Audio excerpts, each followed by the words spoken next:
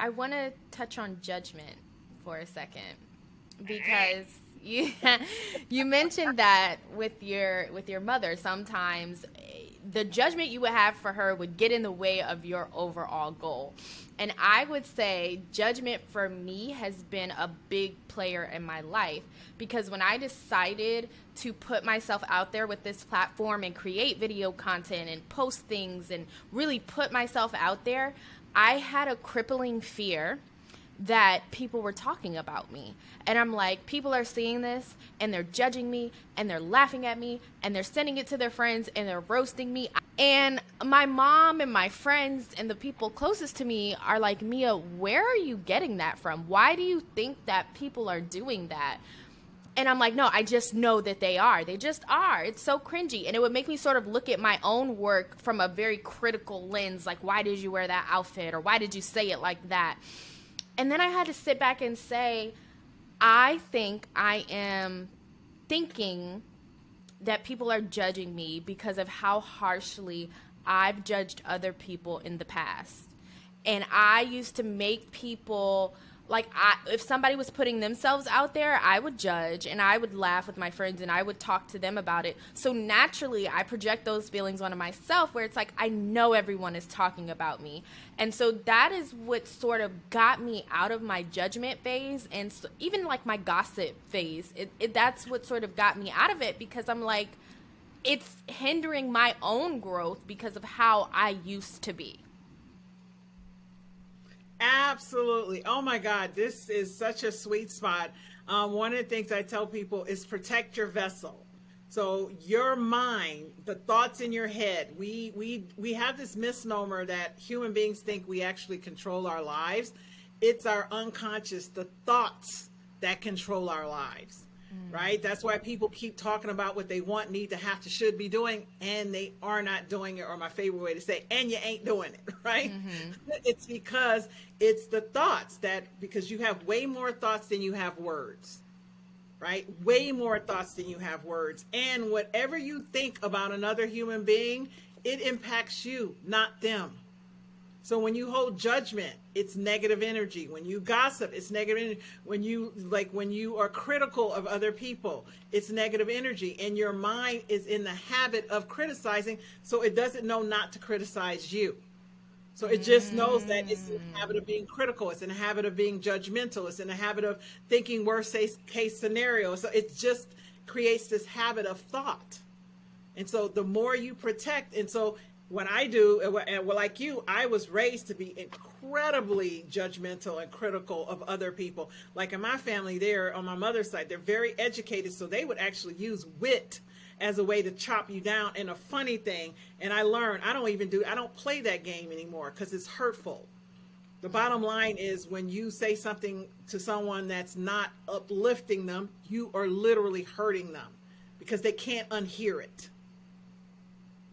And unfortunately, for most people, they play it back, or it resonates and comes back a little bit later. Mm-hmm. So again, if you're not helping someone, you're probably hurting them. Yeah, it's funny you say. It's funny you say you grew up in an environment like that because I know so many Black people. Like we grow up with our aunties who are like, gossips sometimes, and they can be judgmental. A lot of times, our environment conditions us to be like that. How do we take it a step further to not be that person? Because then if you're that person, like no one thinks you're fun, nobody you're sort of like the buzzkill, but at the same time sometimes you have to be the buzzkill. How can we get out of that? Well, I'm going to go put it back on you and said, like, sometimes you have to be the buzzkill. So I would love to hear, what is the scenario where you have to be a buzzkill? Me, personally? Yeah, you're saying sometimes man. You have Okay. to be the buzzkill. So when do you have to be the buzzkill? Because this intrigues me. Yeah. I have aunts who can sometimes be messy. And they'll say something, throughout my life, they would say something that would get a laugh, right? Like they would say these things that may be hurtful or mean to somebody else, but it's funny. They're so funny about it. Like we love funny.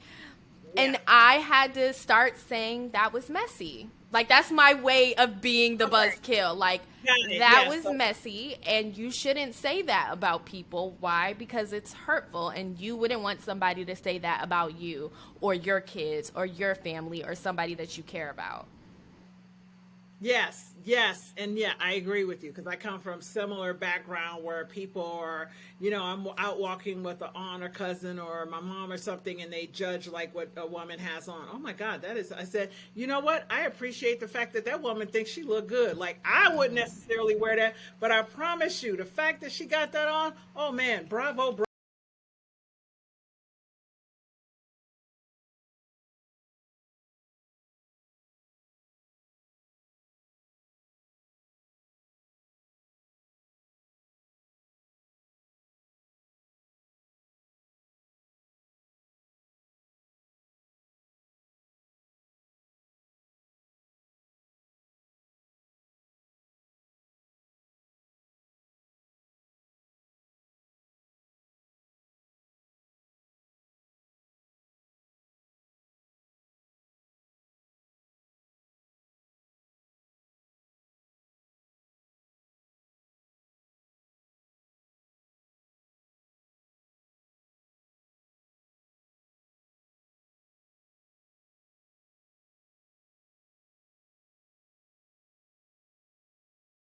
I also think, in the same note of the language that we use with other people, it also matters the language that we use with ourselves, right?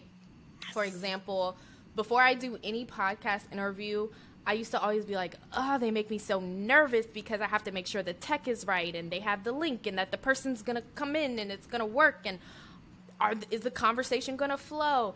And instead of saying I'm nervous, I instead would say I'm excited. I'm excited for this podcast. I'm excited for the conversation that we're about to have. And that, for me, makes me actually feel excited. Like, okay, I'm hype. I'm ready. We going like have a good conversation. So the language that I use internally with myself, I have to be really intentional about.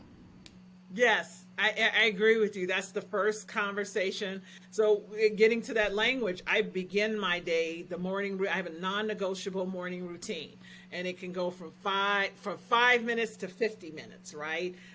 Depending on where I am. Like this last week, I was in the room with my sister in the hospital room, sleeping next to her. So something will happen. They'll come in. I'll have my alarm set to get up and do my time. But if they got to come in and get her an IV or medication or something happens, my time is thrown off, right? But I can always then shift and do 5 minutes and come back and do the other things later. And my morning begins with something that realigns and sets my mind to this day is going to be the best day ever. Every single day, I start my day by telling me this day is going to be the best day I ever had in my life. I Yeah. start every day like that. And people are like, do you smile? Like, how do you smile like that? Because I decided to this morning. Yeah. We forget that every day, like, by nature, humans are negative. We are conditioned. We are biologically, physiologically conditioned to be negative because that's what keeps us safe. That's why fear feels so real, because the fear is our reptilian brain trying to get us to run to safety. So when people, in order for you to be successful, you must face the fear, because success requires that you go outside the comfort zone. And the minute you step out the comfort zone, you feel fear. So in order to have success, you must manage and start to make fear your friend. You must dissipate the feeling of, like you said, being nervous and anxious and turning it into excitement and anticipation. Man, it's it's real. Fear is very, very much real. Oh my goodness. And people like to be comfortable, and that's what separates successful people and non-successful people, is the people who are willing to step out into the fear. I don't know what's going to happen. I don't know if this is going to work, but I'm going to try it anyway. And if I don't get it right, I'll learn. It's really, I think, to be a successful entrepreneur and to be someone who is successful in what they want to do, there has to be a level of positivity, a little bit of optimism that we have to cultivate. How do we do that? For someone who, for people who we start as negative, like that is our default, how do we shift to positivity? Okay, great question. And just to give you background, I was angry. So I come from alcoholism, abuse. My mother had a second husband who had a lot of alcoholic men over, so a lot of unsavory things happened to me. So by the time I was a teenager, my self-confidence was shredded, and anybody looked like they liked me, I would just fall for them. Or by the time I got to be, that's how I ended up incarcerated by the time I was 20, following some, guy. So again, how do we get to this place that you're talking about? Is that you get clear. So I was angry, I was frustrated, and getting positivity. So I would take delight in making people feel bad. Like I would take delight in shredding people. I used to, I was so hurt on the inside that all I could do was give more hurt to other people. And it just didn't. And what I found as time went on, it just magnified my hurt to the place where I had suicidal ideations. Right. And so the work that I've done in life was, once I got on the other side of that, was to realize that what I really wanted was, I wanted to find joy and satisfaction. I wanted to be happy. I wanted to enjoy my life. And the biggest thing I wanted more than anything was not to care what other people thought about me. That was eating me alive. I would be driving in sales. I was a sales rep and I had a territory, and I would replay conversations from weeks ago and feel awful, like the conversation just happened today and I was replaying. And so you think about the life of conversation and choices. I was just berating myself day in, day out, and I was tired and I was overwhelmed and I was just exhausted. And I was like, it just didn't seem like life was worth living. And that's how I ended up, going and seeing, at the time I saw a psychiatrist and counselors, and I found other ministers. So I found a way, because, my background in faith, I literally, as much as I thought about killing myself, I couldn't. And that was killing me. It's like, Right. So if you're too pumped to kill yourself, you got to get over this, because this is miserable. You got to figure something out. So when I tell people they see me smiling all the time with joy, I have experienced both sides of this life, that joy and misery are just the same amount of work. It's just that this side is fun. Doesn't mean that I don't have challenges and problems and setbacks and disappointments. I don't sit and stew in them. I assess them, learn from them, and move on. Whereas the other side, you sit and stew in it, and it eats away at you. So again, positivity is work, and it starts with, why does positivity matter to you? When you are positive, what are you going to create? Are you going to get a better job? Are you going to get married? Are you going to have kids? You're going to have a better life? Why is it important for you to have more positive? Just saying you want it is not enough. You have to have a clear vision of what that looks like, what your life is going to look like. So every time you second guess and you drift back into negativity, your mind will go, no, we've decided we're creating this. So it compels you and moves you emotionally, energetically, to go towards the positivity. Without the North Star target of where you're going, you cannot hold positivity, because your body, your energy, your physicality is being drawn into negativity every single day you wake up.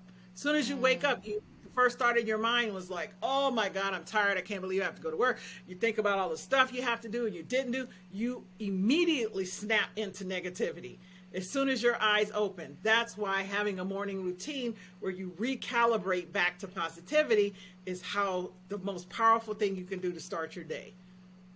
I have a morning routine that I am proud of. Seriously, because it started in the pandemic. I didn't like my job that I was working at the time. And so I'm like, if I have to go to this every day, then I need to wake up a little bit earlier to do what I need to do to be happy before I start the day. And so I would start with meditation and journaling and just really clearing my head, because I'm not going to sit here just saying I hate my job and wake up at the last second and roll out of bed and start work, and then I'm miserable all day.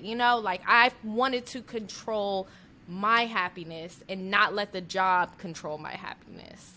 Absolutely. So what are you journaling? I'm curious, because I have so many people who hear me talk about journaling.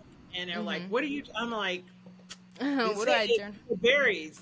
Oh my goodness, my journal is it's like my own book and my own personal thoughts, and I journal what I'm feeling. A lot of times there will be seasons in my life where I just have a lot of feelings, and I'm like, you know what? The only thing I could do is really journal it out. And sometimes it's as basic as I feel X today.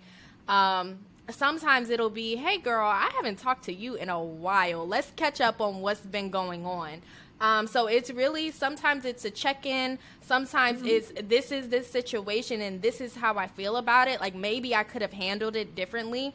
Sometimes I'm in seasons where I feel unmotivated, and so I'll use journaling as a way, or discouraged, and I'll use journaling as a way to say, okay, but you did this, you've accomplished this, you need to reflect on what you've done well to remind yourself that you're doing okay. So journaling is my solution for almost everything.